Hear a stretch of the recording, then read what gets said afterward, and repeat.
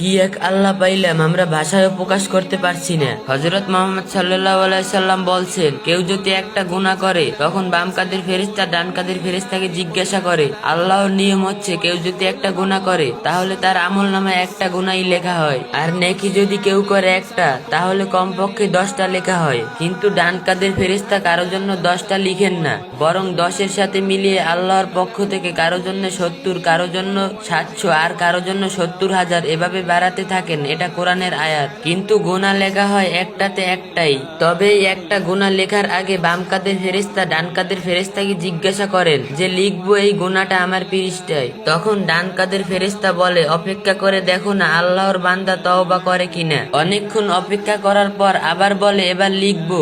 তখন ডান কাদের ফেরেশতা বলে, না আরেকটু অপেক্ষা করো, দেখো না তওবা করে কিনা। এবার ডান কাদের ফেরেশতা বলবে, আহারে তওবা করলো না, ঠিক আছে এবার লেখো, তবে সাবধান একটাকে কিন্তু একটাই লিখবা।